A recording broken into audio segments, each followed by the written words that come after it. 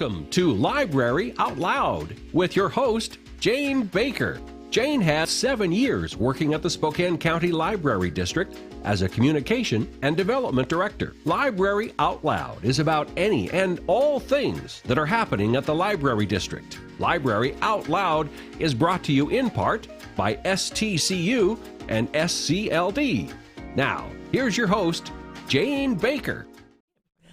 Hello and welcome to Library Out Loud. I'm Jane Baker with the Spokane County Library District. Joining me today, a very exciting pair of guests. We have Sharma Shields, author, and Corinne Wilson, who is a community librarian, also with the County Library District. Welcome, ladies. Thank you so much for So having glad us. to have you Nice here to be today. Our topic today is Hanford. Yep. Yeah, Hanford is in the news because it is their 75th Yes. anniversary of what? Exactly what is it, the 75th It's anniversary the 75th anniversary of when the B reactor became operational. So when production of plutonium officially started during World War II. Yeah, 75 years. Yeah. Whew. And so we have an exhibit at the North Spokane Library with a lot of things that we'll be talking about, and also some programs that Sharma's part of, and that's all surrounded around Hanford. And on top of that, you're hot off writing the Cassandra, which is right. also historical fiction based on Hanford. So Yeah, so- right during that period when the plutonium production became operational. And this is just, I've lived in the area for many years, and this has just been insightful to revisit all these things and go, oh yeah, all those exciting things were happening, and then things I didn't know. Very interesting stuff. So I'm not even sure where to start. Let's get started on it, though. So it was the 75th anniversary that inspired the exhibit. Other way around, we got really lucky with this exhibit. Okay.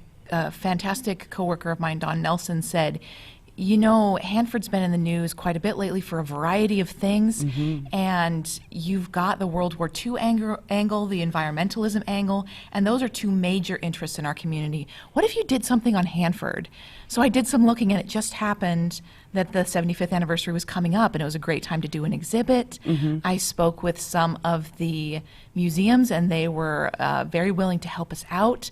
And so the whole thing came together in a really timely way. So for those who are familiar with North Spokane's library, the exhibit starts in the corner that is our local collection, fitting since Hanford is in Washington State, and it curves all the way around to the exit chronologically. So we start with what was in this area before Hanford showed up, why was it chosen, and we go all the way through the process of figuring out how to create the materials necessary to make an atomic bomb, what kind of changes Hanford went through as nuclear power kind of fell out of favor, what the cleanup is like now very briefly, and then we've got some more interactive areas of the library where we've got a bulletin board, a whiteboard up where people can leave their family stories from World War II and from Hanford. We've got an area for each. Wow. That's awesome. We have our Civic Lab, which is up every month, has some information about what it means to responsibly house and store nuclear waste. I don't think a lot of people are familiar with what terms like high-level and low-level waste mean, or what that waste looks like when it's stored, anything like that. I had no idea.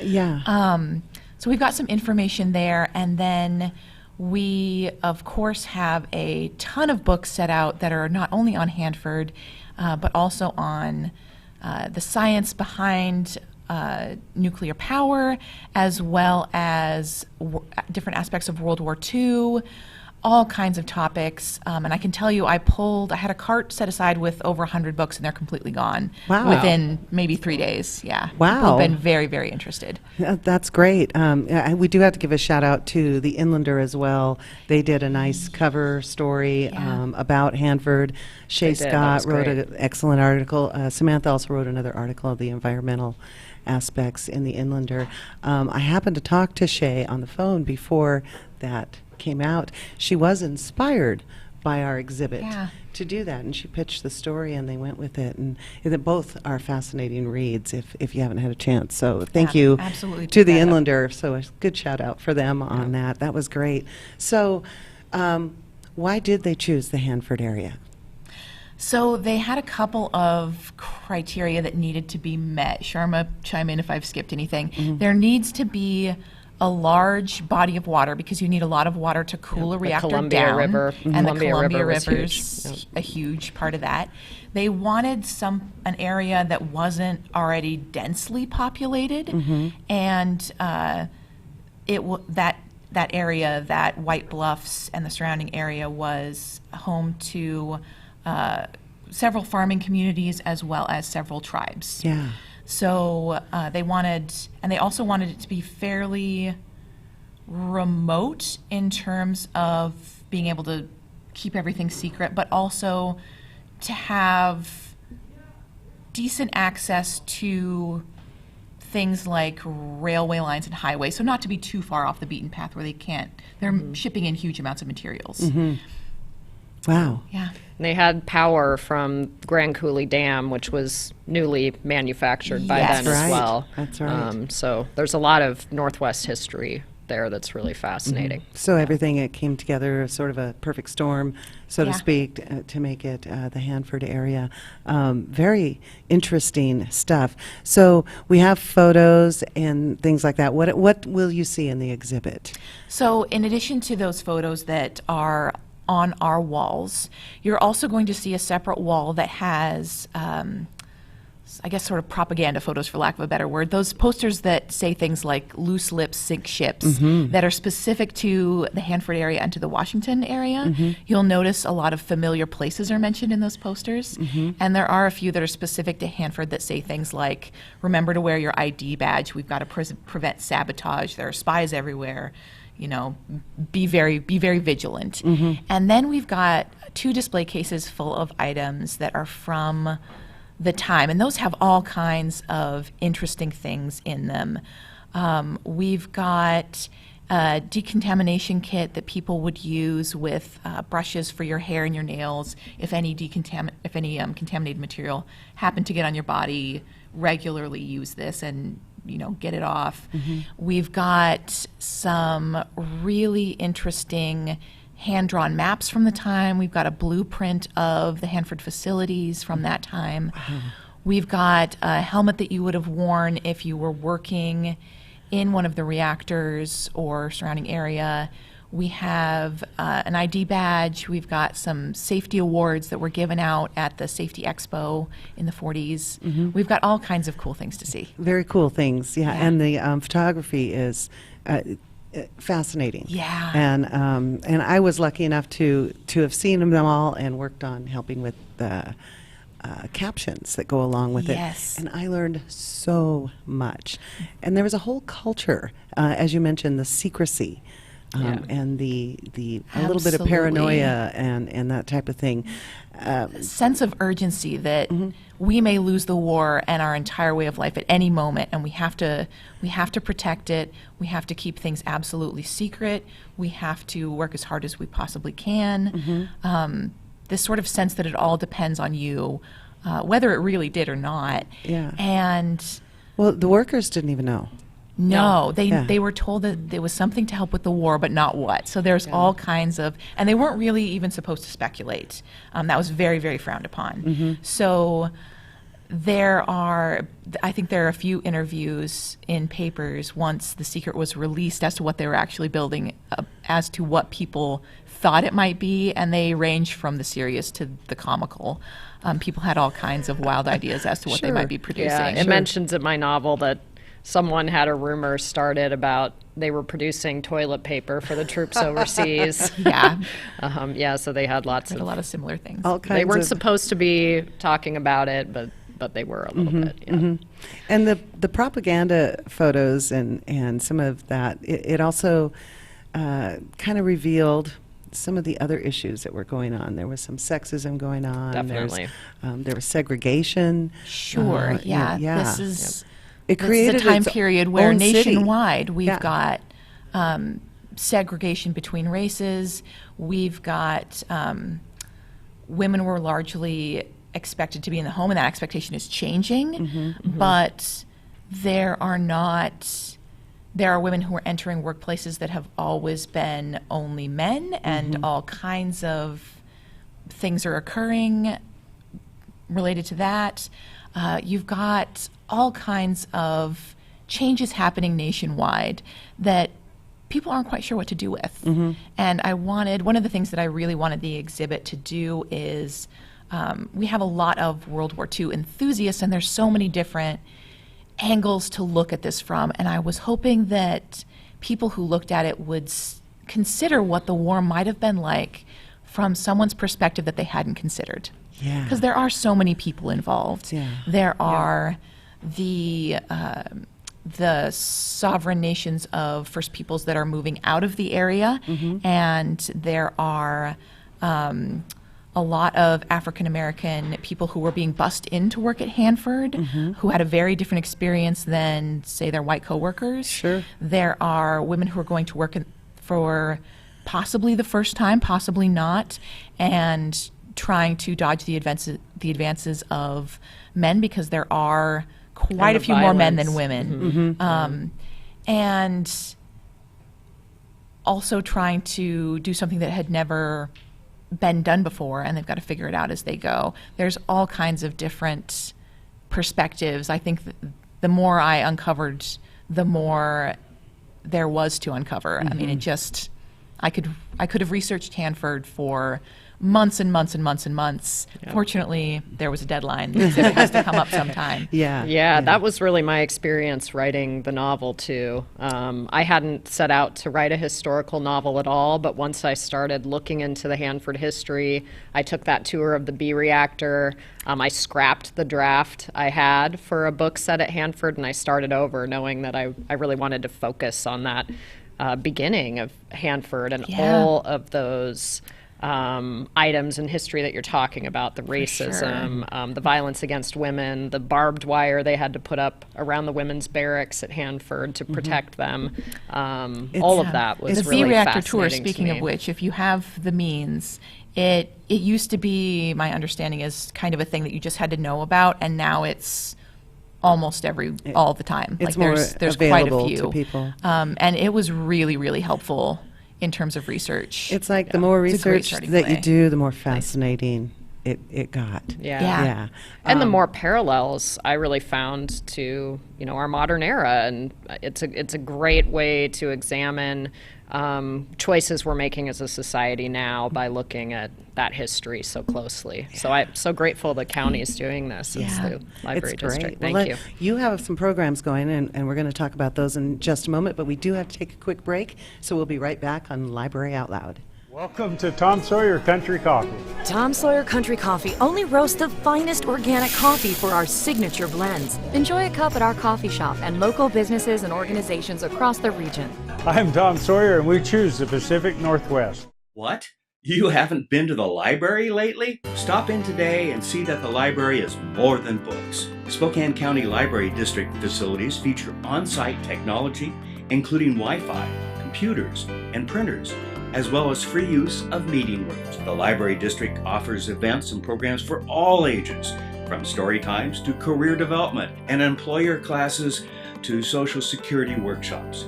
Our staff is well trained and happy to help. Find out more about your library at scld.org. I'm Jade Becker, and I'm a senior at Chewilla High School. I'm at STCU's Money Live event. In this scenario that we played today, I was a realtor. My spouse was a city worker. We had an 11-month-old child, and there was a lot of spending for that child, like diapers and formula, and had to buy toys and clothing. I'm very glad that I had this experience. It was super helpful. You need this to get far and ahead in life. I'm Jade Becker, and STCU is here for good.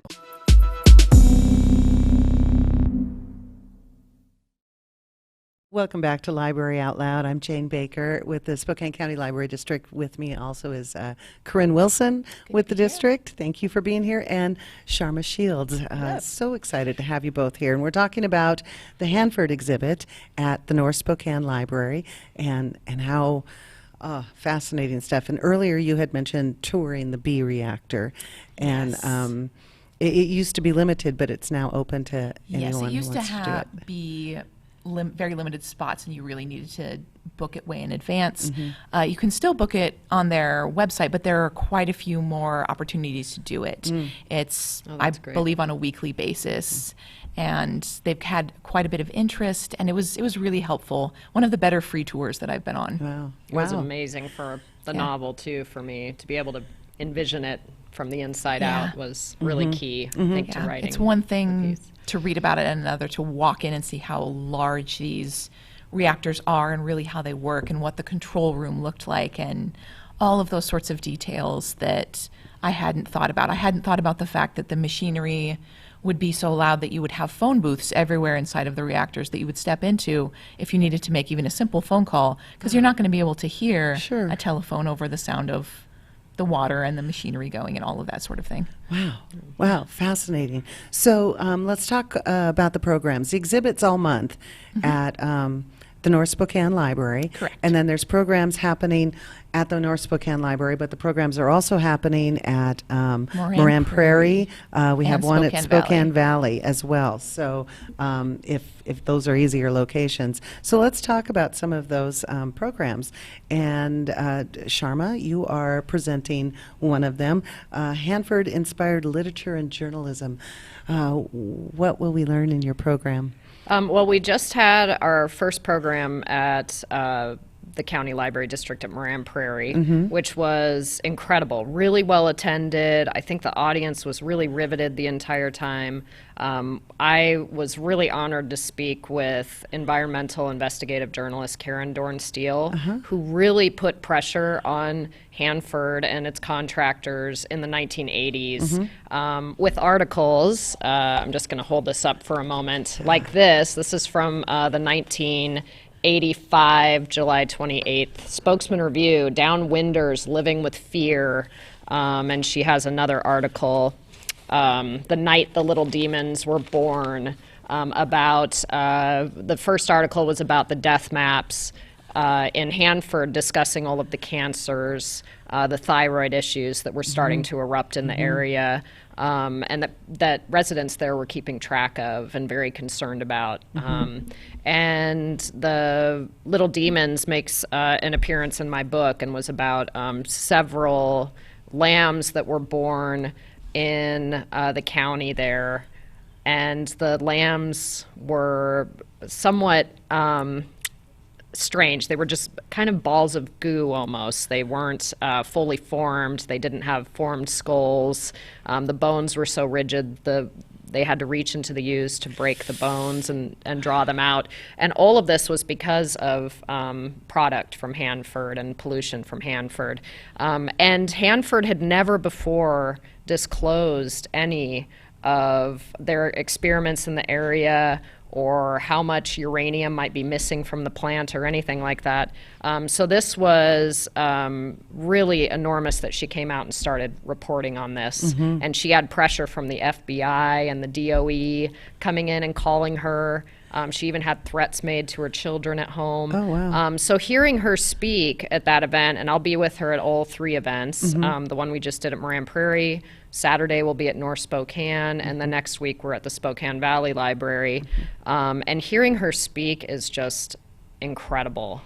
She's such a brave reporter, and she really shows how important investigative journalism is and what a difference it can make in our communities. And then we also heard from Tricia Pritikin, who's a downwinder, an attorney, and a writer, and she's written a book about the Hanford plaintiffs who have been trying to find justice for years because of, as I mentioned before, these major health issues with their thyroid and cancers, really strange cancers that you really can only contract from radioactive material. And being on stage with those women was just a big honor for me, especially because I was reading Karen's journalism while I was writing my book, and a lot of what she wrote about makes it into my work. So being able to talk with her has just been incredible. Yeah, And yeah. and the audience, you can tell they really revere her and were so excited that she was there. Sure. So, What do you recall any of the questions the audience may have had, or? Well, we had a few people that were downwinders. Interesting. That raised their arms and talked about their experience there. Trying to think of specific questions. Let's see. I think that in addition to downwinders, there were some very engaged local activists who really wanted to know, how do I become more educated about how all of this works and how to be responsible with it. Yeah, that sounds like a super powerful session to be through, to have it really was. people with that experience in the audience. And we talked about, Tricia Pritikin has a group that she works with called the Hanford Core, and we also have the Hanford Challenge, which is a group I follow pretty closely, that is always reporting about, different leaks at the Hanford site, different issues for the workers there now. Really great groups to follow for any activists interested in getting involved and learning more about the story. Wow, very interesting. So, what do you think? This is such a big topic. This is, It is, I'm trying to boil it down. What do you think is the biggest takeaway from all of this work that you've done, the research? Well, I know that's always a tough question. You're trying to boil it down too. Well, we were talking at the event the other night about the importance of public libraries and how they present the public with information, and that is why libraries are so powerful in our communities, and why I'm so grateful to the Spokane County Library District to bring these. It was really great that we were 3 women kind of versed in the subject that were asked to be there and discuss something that has been steeped in so much secrecy and even duplicity, and that we were able to talk about that is really powerful for our communities. Yes. Because if we don't have that information, if we're not presented with that, as we really weren't about Hanford for 40-some years before they started to release documents after that journalistic pressure. If we don't learn about these things, then there really is nothing we can do. So I feel like this has just been such a beautiful event that the County Library District is putting on, because it's doing what libraries do best, providing that information, making things accessible to our residents here, and that's enormous. I'm very grateful for that. Absolutely. I'm glad you said that. A few people have dropped in to ask if the exhibit is traveling to other communities, which it's not. We made it. But it is really great to look out at it and see different pieces of information and artifacts and photos and things that we took from so many different sources, so many different museums, historical societies. We talked a little bit with the tribes themselves. We talked with local people. There are so many different perspectives that we got to bring to people in one place. And that's kind of what the library is all about. Absolutely. Find information that you couldn't find before. Absolutely. I so adore your advocacy for libraries, and it is true. Who else would have brought all this together? It is a local issue, regional issue, and who better to bring it together? And then we offer it to the public at no charge. The library is free. You can come in and see all these things. If you want to know more, ask one of our staff. Ask you, Corinne, because we'll see you, and you'll sit with people and say, here's where you can go, here's what you can look at, and that's what we're there for. Yeah, it's fabulous. So we're running a little short on time, but do you have anything that you wanted to read from the event the other night? I do. I thought it would be great to read a little bit of the beginning of the Karen Dorn Steele's story from 1985, which is The Night the Little Demons Were Born. And I have a chapter in my book that's called The Night of the Demons. So I'll just read the very beginning of this. Basin City, Washington.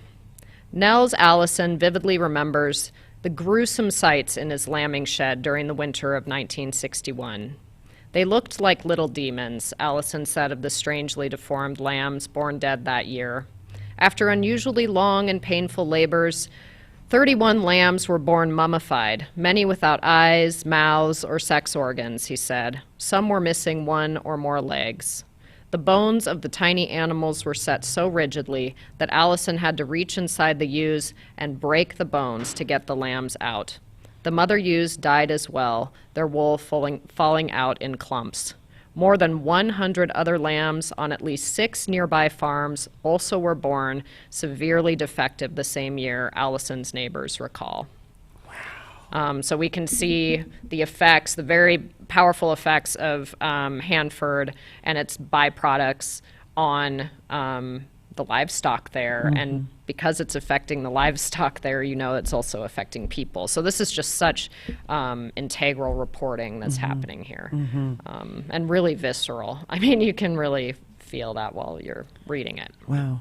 Wow. Yeah. Sounds like an event not to miss. Yeah. Absolutely. And we also have Richard Zack coming out to talk about what it was like to work with insects on the grounds at Hanford, and some things about what the ecology is like now, and what just kind of what things he found in his work. He's done one presentation already, and the audience was absolutely thrilled with his performance. A few people have asked if he can come back. So we do have one more performance coming up with him. And he's a professor at Washington State University. Yes. That's his credentials on the insects with Hanford. And his next event is at Moran Prairie Library on Tuesday, November 12th. 6:30 to 7:30. Yes. The event is free. Again, that's Tuesday, November 12th at Moran Prairie. So some of the programs happen in other places. And then the Hanford-Inspired Literature and Journalism with Sharma and Corinne will also... And I believe Sharma mentioned that we had Tricia at the last event, but at the next one we will also have Kathleen, who we haven't mentioned yet. Yeah, incredible. She used to be our Washington State Poet Laureate. She was a civil engineer and a hydrologist for Hanford, and is an extraordinary poet, and writes about kind of her disillusionment with Hanford as she continued working there and saw some deaths in her community. Wow, that will be another great session, and that will be at Spokane Valley. That will be at North Spokane on Saturday. North Spokane on Saturday, November 9th. We have a couple different programs. So that's in the lab at North Spokane. Yes. Saturday from 2 to 4 p.m. And then we'll have a reprise of Karen and Sharma at the Valley. At the Spokane Valley Library, and that's on Thursday, November 14th from 6:30 until 8:30. And if you missed any of those dates or times, of course, look at our website, scld.org, or pick up a copy of our Engage. This is our program guide for the fall, and on the cover is a photograph from Hanford from the exhibit. And this particular photograph, and I know Sam had it up earlier, it shows a classroom. Actually, is it a classroom or a library? It is it's Richland Public Library in 1951. So this isn't on Hanford campus proper, but kind of the surrounding town, Richland. And they opened up, I believe that 1951 is the year that they moved the library into what had been the old Ford garage, and were able to really increase their collections and have a place for families to go. And it was so popular that they had to shut down briefly to get more books to catalog. They literally ran out of books. Yeah. A whole community sprung up. In addition to what we've been talking about today, the whole community was created. Very the Tri-Cities, rapidly. Yeah. And there's, like the high school still called the Bombers, and there's a lot of community pride there too. So there's, as you said earlier, a lot of different perspectives. Absolutely. Yes. If you wander through the Tri-Cities, you'll see all kinds of businesses with atomic in the name. People are very proud of that Hanford legacy, but there's also been controversy springing from it. Sure. And I think that will probably always be a topic of conversation. Yeah, they had a Japanese foreign exchange student just this last year who was from Nagasaki or had family from Nagasaki, and said that she was very uncomfortable with the bombers. She was in Richland, and she was Sure. very uncomfortable with that Sure. mascot being used still. And I Sure. She think gave a very beautiful speech about that. Yeah, I was going to say, I too. think they ended up using that as a teaching moment and having her talk with some of Yeah. her classmates. Yeah. All the different perspectives. And there was one other photo I just wanted to see if we could pop that one up too. And that's a view of Hanford Central Waste Complex in the 1950s. This is where the workers were treating the waste before disposal. That's an ominous photo. And the size perspective, I'm not quite sure on the size. It looks massive. That's just fascinating. Central It's waste. very stunning to be in front of the pile within the B reactor and see how high that reactor is, that it's 3 stories at least, and just all of the tiny pieces, working pieces that they put in place there to make it work is really astounding. Yeah, so those are just a couple of the photos that you'll see in the exhibit. How many? I think we had. Oh gosh, lots. 100. Yeah. More than that. Yeah. There's quite a few. Yeah, there's a quite bit lot to see in the exhibit and a lot of the artifacts. And Corinne, you've done a great job putting that all together. So Thank you. up at North Spokane Library.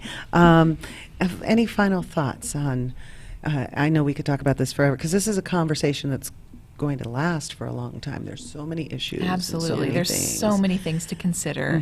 I really feel like, if it's okay, Oh, yeah, go ahead. I really feel like examining this closely can help us think about militancy, colonialism, environmentalism, some of the biggest isms of our world that we really need to pay close attention to. So by concentrating on the regional like this, I think we're actually discussing the global, the interpersonal, all of it.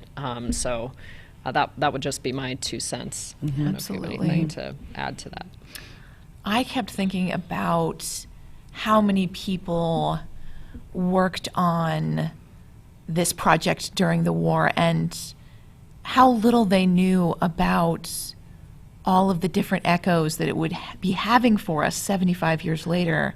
And that really makes me think, with all of the decisions that we make now, or all of the work that I'm doing now, what sorts of things will I be taking responsibility for That's awesome. when, generations later? It really makes you think about how difficult it is to see the repercussions of everything that it is that we do, and how can we think about those things in a way that is responsible and ethical and maybe preemptive, but also when things happen that we couldn't possibly have dreamed of, how do we take responsibility for those things? Yeah. It's difficult to do. It's difficult to wrap your mind around. difficult to see yourself in Yeah. context ever, Yeah. isn't it? I mean, Yeah. I think it's good to recognize our complicity in these things and our, Mm-hmm. and to that close examination, all of that information, looking at all of that is so vital. Mm-hmm. It really is. Wow. Mind-blowing. Mind-blowing. Thank you for both for being here today. Corinne, thank you for the work you did on curating that Yes, thank Absolutely. you so much. entire exhibit. I know it was a lot of work, very exciting stuff, and I've been at the library for several years, and this is, I think, one of the most important pieces of, most important things we've done. And I love to see that kind of thing continue. So keep up the great work on that. Will do. And Sharma, as always, thank you for all that you do, the work that you've done, and I could choose a better word, but I want to say exposing some of this stuff, or enlightening people to think about something we hadn't thought about for a long time, and your advocacy for libraries. So thank you for that. Yeah, we had a really beautiful comment at the end of the last